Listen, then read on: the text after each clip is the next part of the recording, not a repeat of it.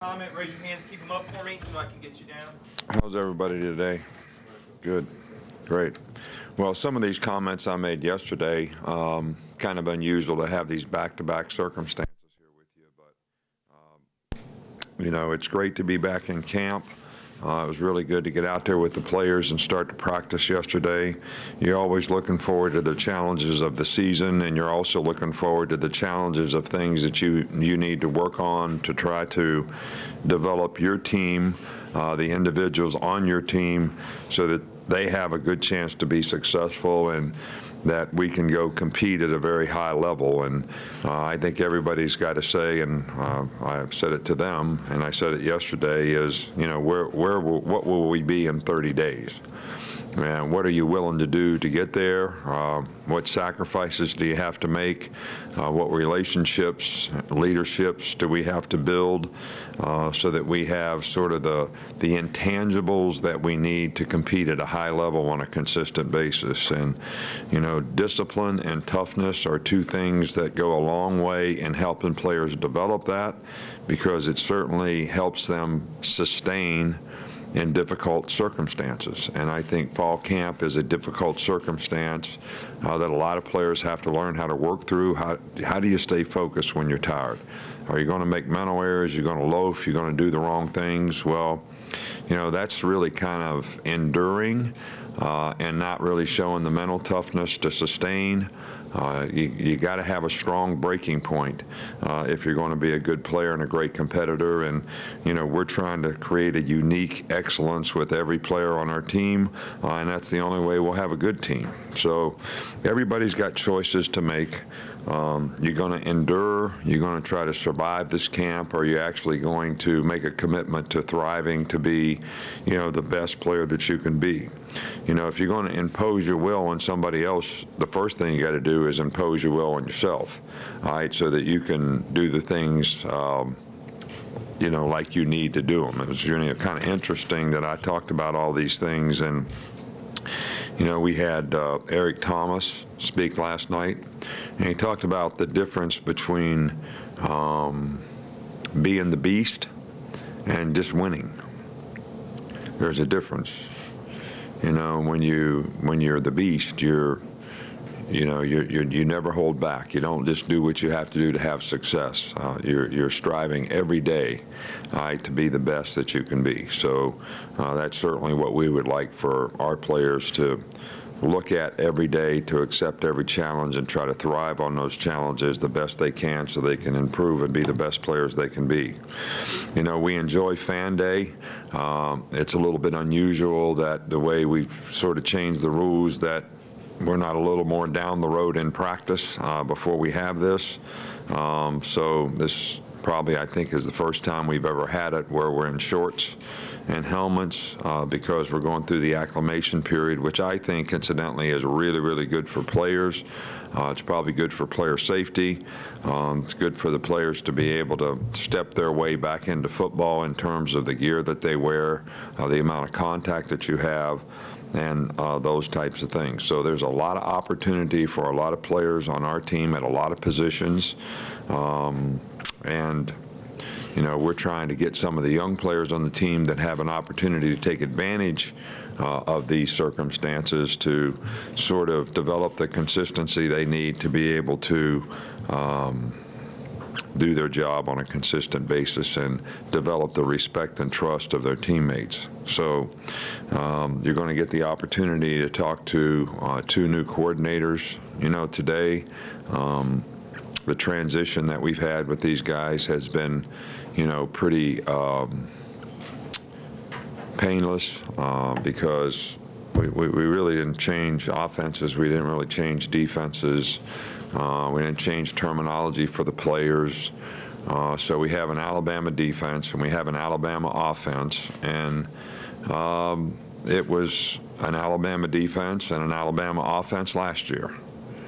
And just because we change the people that implement those things doesn't mean that we're going to change everything about it. All right, so, and that's the way it is. I know you'd rather hear something else, and ask, well, what's going to be different about your offense, Mike, and what's going to be different about your offense, Tosh? And the fact of the matter is, it's Alabama's offense and it's Alabama's defense. So, sorry. Start right here with Ben. I think it was a week or two ago on SportsCenter, you said that you thought the number one concern for the team this fall was replacing some of the production on defense. Why do you feel like that's the case? Well, that's a really easy answer. Do you all know how many players we lost last year on defense? And how many of those guys got drafted? And how many of those guys we have to replace? So it's a pretty easy answer to figure out that because of the experience that we lost, the number of players that we lost, the opportunity that creates for inexperienced players, especially in the secondary where we lost 6 players who did the most of the playing, and we have not one starter back, a guy that started 2 games, I think, maybe. So at linebacker, yeah, both guys started a few games. Both guys were hurt a little bit. We've got 3 guys in the front that has ever really played in a game before. So that's probably the least amount of returning experienced players that we've ever had.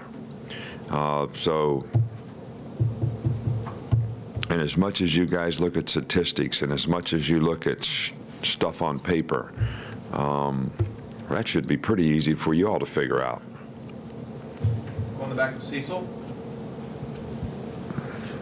Coach, just to follow up on Tosh in particular, who's not been a coordinator before, and I know you mentioned continuity, but what were some of the qualities? Since he came in, probably with as much of a reputation as a recruiter, as an on-field coach, what are the qualities you've seen in Tosh that made you comfortable with promoting him? Well, he has done a great job of recruiting for us, but I think he's really developed as a coach. I think he's taken it upon himself to not want to be a guy that was viewed just as a recruiter or just as a guy that could coach the front.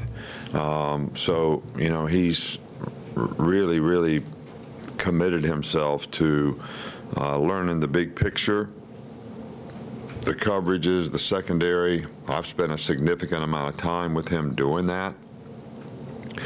And I think he's made a tremendous amount of improvement. Now, regardless of how much someone knows, when you've never been a coordinator before, it's a whole nother ball game to be able to implement it, when the fur flies. And we'll help him to do that. I also think that the other people on the staff that we have to complement him that have been coordinators, like Pete Golding, can also, be a real help, in some areas that will help us implement when the game comes. Middle left with Reiner. You talk about the quarterbacks having to win the team. Do you solicit feedback from members of the team, say the leadership council, or do you just assess that on an individual basis from your past experience? No, I think we assess it from, we don't have a straw vote on the team as to who they think the quarterback ought to be. I don't know that it would be like any election. Most people don't get elected unanimously. So therefore, it would be a divisive vote that probably would not be healthy for the togetherness of the team. I think these things have to be made at a little higher level based on a set of circumstances relative to consistency in performance, other players believing in leadership, a lot of factors that come into that as a coaching staff, not just me, we have to make a determination as to how we should play the quarterbacks. All right, now what you guys are totally fixed on is somebody has to be first team and somebody has to be second team. Tell me why. I'm asking you, why?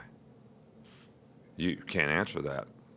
Well, then why? I'm asking why. I mean, why do you think that way? I mean, if there's people on our team that can contribute, I mean, why would we not utilize their abilities to be able to contribute on our team in some form or fashion? You know, just like when we have a guy that's a great DPR and we put him in on third down and he rushes the passer. He's not a starter. But I guess at quarterback, that just doesn't matter in you all's mind. We'll go front here with Wayne. Coach, got two things. First, on Ruggs, obviously they had 6 touchdown catches last year. I had to win in the national championship game. What is your expectations for him going into this season? And two, being that you talked about competing and breaking points and things of that nature, how much are you looking forward to seeing how Jalen and Tua respond to that on a day-to-day basis in camp? Well, that's part of the evaluation for every player at every position. And I think that goes a long way to know how they'll play and compete in the game and how they'll respond and persevere when things don't go well, because they'll be able to stay focused on, you know, the next thing, and they won't get affected by what happened on the last play. So I think that's important at every position. You know, I'm not in the creating expectation business.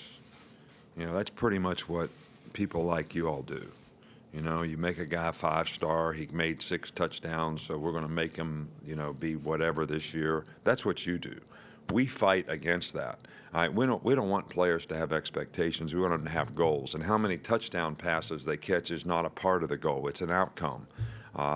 My expectation for Ruggs is become a complete player at your position. Run every route, every blocking assignment, give great effort on every play, you know, go cross field and get a block that helps some other guy run 70 yards for a touchdown. All right, so we want him to be a complete player at his position. How many passes he catches and how many touchdowns he scores is going to be an outcome of that. That's different than an expectation or a goal. To me, I don't have that expectation for you, but to me. Okay, we'll go right here with Alex. Since you've brought it up a few times now and even kind of hinted at it just now, how much have y'all, I asked you this earlier this offseason, but how much have y'all actually looked into playing both quarterbacks, evaluating how those systems have worked in the past? We haven't done it at all. We haven't done it at all. We're practicing every day. We're evaluating every day. We're trying to get both players to play at a high level every day. I want them to be focused on what do they have to do to win. You know, competitors and people do not create negative contingencies. I mean, when I played or when our team plays, I don't run out the tunnel saying we're going to lose today. When I played quarterback, I didn't say I'm going to throw an interception. I said I'm going to throw a touchdown. That was how I was thinking. I didn't say when we called this play that we were going to get sacked, all right, or it was going to be a loss. I'm thinking what I got to do to execute on that play.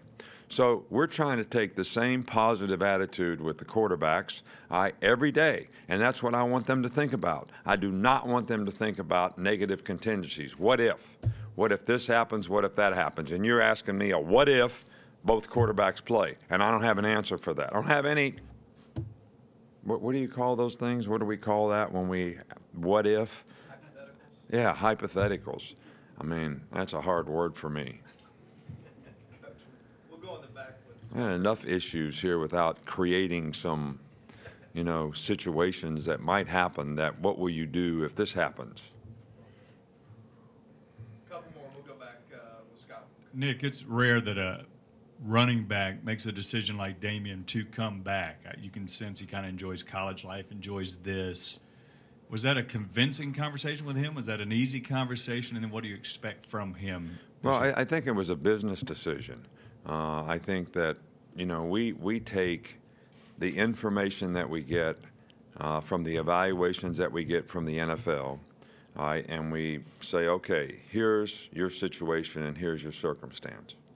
And I'm not going to tell you what that information was, but if you're a first-round draft pick, to me it's a no-brainer that you go out for the draft. And we've had 29 guys go out, and we probably had 4 guys that made, not so good decisions. And I don't think any of those 4 guys played past much longer than a year. So they should have stayed in college. And we have a lot of history here of guys doing the right thing. Because if you have a first-round grade, you still might get drafted in the second round.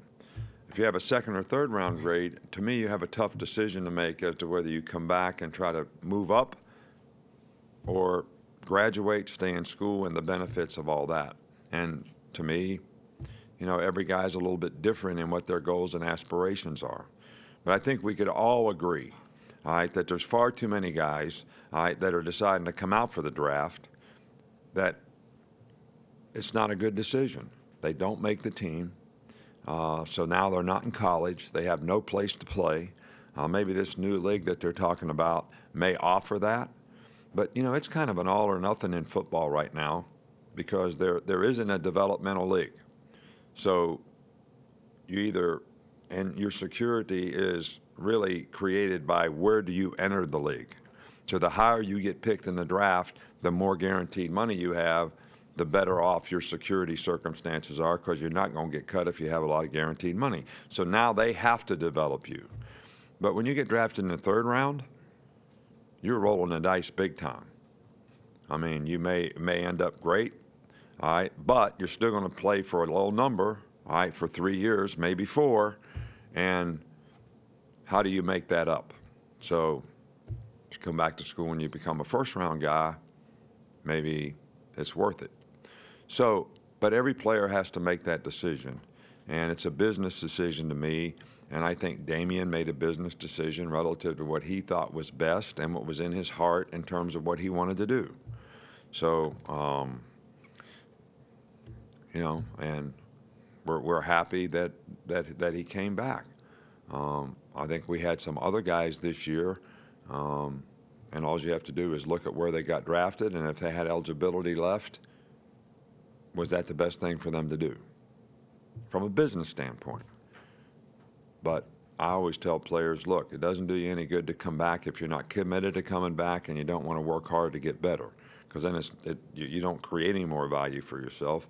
So you're just wasting time, but you're taking a big risk, being a late round draft pick going out for the draft, because your chances of making the team probably aren't that great. Your chances of getting a second contract based on statistical information are not very good either. Last one, real quick here with Michael. Just wonder where you think progress you've seen from Najee Harris since last season and where he can go this year. Well, I think Najee is obviously at the end of the season played really, really well for us. He made progress last year. Got more confident in what he was supposed to do, how to do it, how to run the plays, how to read the plays, understanding the pass protections better, and being a more effective guy in the passing game. And I think that progress has continued over the spring, and also, I mean, we've only had one practice so far, but he hasn't done anything to disappoint. And I just think that he has more maturity, more confidence, and a better understanding, and I think that should help him be more productive. All right, thanks, Coach. All right, thank you.